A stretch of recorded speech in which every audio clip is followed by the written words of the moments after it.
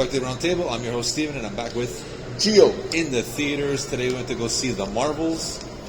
Yeah. Gio, would like to go first? Well, why not? Because I can pronounce these names here.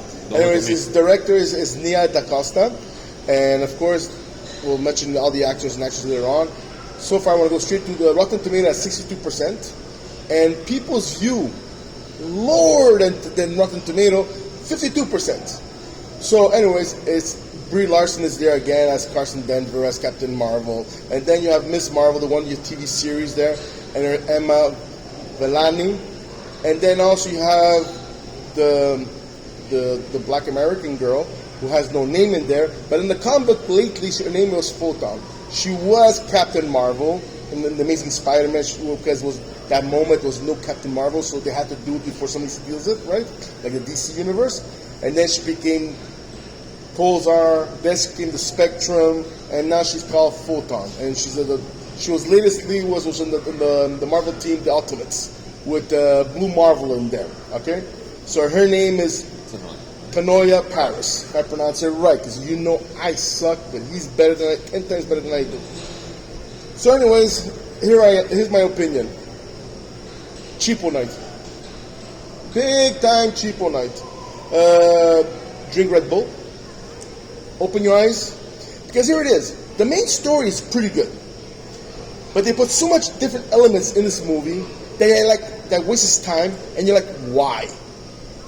Okay, there's a lot of whys in there, like Miss Marvel's family, the fighting sequences in there, and all everything, and they're changing everything. But kind of like that's how they got to know each other, which I'm okay with that. Okay, but why they have to fight in Miss Marvel's house with the Kree soldiers and all that kind of things? And I try to do at least spoiler alert as possible. And why they have to be involved? And then, like example, these three people, they're trying to fight these Kree soldiers, and they have the hardest time possible. But later on, they fight against the Accuser and the new villain, which her name is Dar Ben. Okay, not Dark Ben. Okay, and so they have easier time fighting with them. But these two Kree regular soldiers, they have a hard time fighting them. Then there's there's Bollywood planet. And why would you have that in there for? Just make it simple. Then you have the litter of space. Do you really need that? Do you need a spaceship? It's losing control and we have to evacuate everybody. For what reason has that to do with the story? Nothing much. Then there was so much things to me. It's like saying, and all this intertwines why. You know, the storyline is pretty good. Darban as the ultimate villain didn't work for me at all. I don't see her as a threat. I mean, Ronan the Accuser, I find he was more woe. They should have made it like, I mean, the what's it called, the uniform of the movie. The new one should have been based on the comic book, and they made him the most powerful person in the world. So, anyways, it's cheapo night. I mean, I'm below Rotten Tomato. I'm in the maybe high 50s because the visual is spectacular. It's very well. Brie Larson, to me, I told him so many times. I've seen all the trailers and everything. She's a female version of Clint Eastwood as Dirty Harry. Serious. The dialogues, all boring. The girl at least has a little bit of spice, but sometimes you don't. I don't get involved into the movie. I kind of look at it like, yeah, okay, whatever. Yeah, okay, whatever. And then certain part you have the quantum bracelets. I go, ooh, where is it going with this? Now here's the other thing. There's the other thing I could understand. Okay, Barben. Okay, now she's a Ronin, and she's bringing the other bracelet, and she's using it to high capacity. She wears two of them, and she can't control the power, and whatever. Okay, but Miss Marvel, of course, she can handle it. You know, it's like certain point. It's like just to a point. It became too much. I thought a little screen would be like walking, a little mouse would be walking around. Hello, my name is Mickey. It got too unrealistic, especially the planet of the waters. The scrolls are beautiful. I mean, I like the way they look and everything. But the thing is, when something happened to that planet, what happened to their ship shifting? Why didn't they ship shift to animals and run faster than it's supposed to, or fly somewhere else? So to me, it's a lot of question. It's like, how did this How did this happen? How did we get to this position? Like the quantum bracelet, she had 2 of them. Now so she has 1. What happened to the other one? They don't like. There's a lot of questions going disappearing, but they put a lot of lame things to make you pay attention. With Nick Fury flying the shuttle and the people throwing on the park and the guy. Look, there's a guy in the park. Here he is, and he's on a parking blanket, whatever. So he's figuring out how many kittens there is on there. But when the spaceship crashes there, he doesn't budge. He doesn't see the spaceship. No, the shuttle. Okay, the shuttle going down. No, he's still there looking like, ooh, what the heck? Man, I would pee and run like a psychopath. At the same time, or like? Oh, the pee will follow me. Trust me. Okay. My white underwears will be yellow and brown because I'm going to do that's turbo combustion kind of sense. So for me myself, I'm sorry to Steven made him go crazy here and there. I was like, let's go this way. Marvel is not going in a good place at all.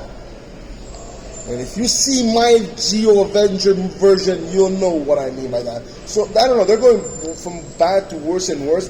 And just an example, the little trailer and the space gap and everything, it was okay. I thought that was the negative zone. The next biggest villain, Annihilation. That's been the most amazing villain of all. You know, opening up and so she's stuck, and maybe she's stuck in the negative zone, and maybe in there you have the Fantastic Four that rescued her, or maybe the Quasar and Nova and all that.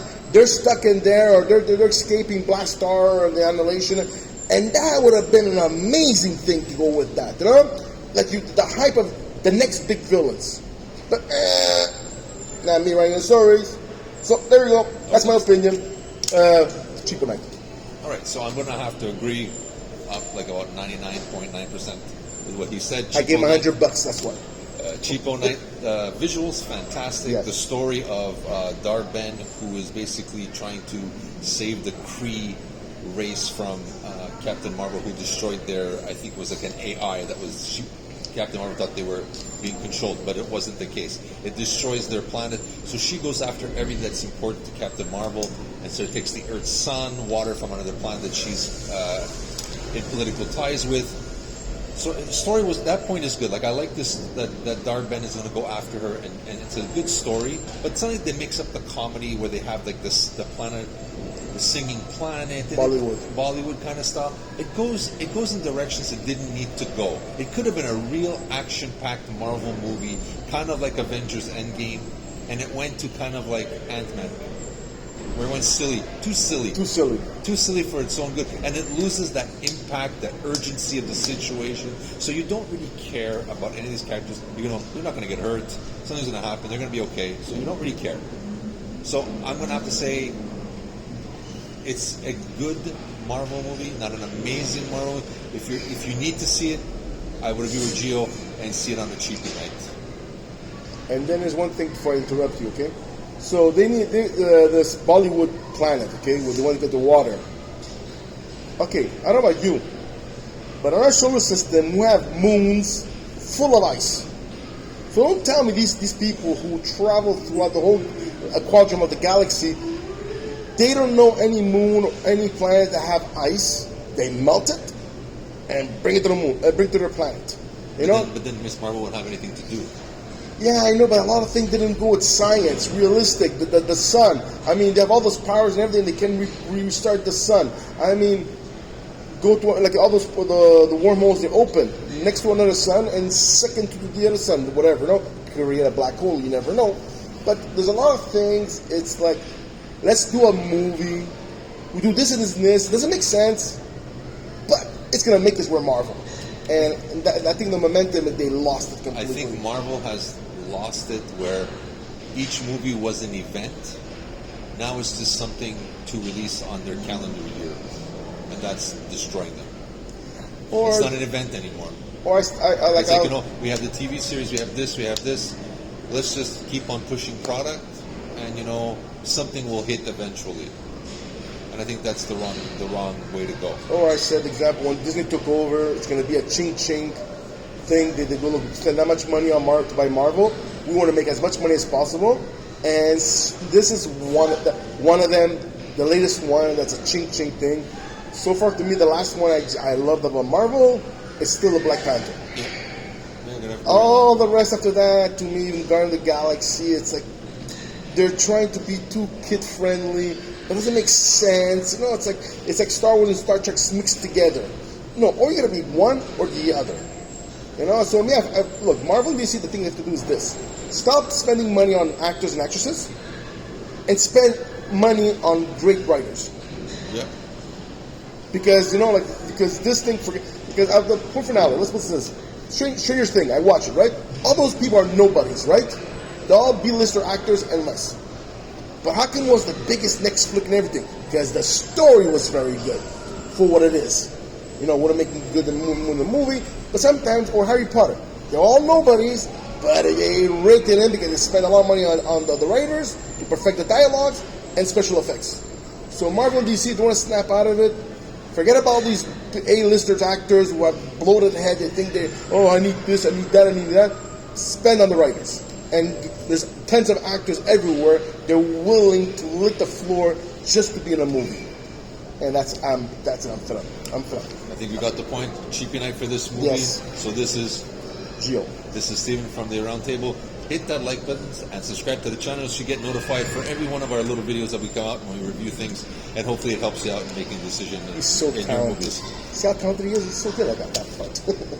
I practiced that all week just to do this. I always forget it, but he remembers. But if you every can hit that time. like button, subscribe, we would appreciate it. This is Steven Gio. signing off. Sorry, guys.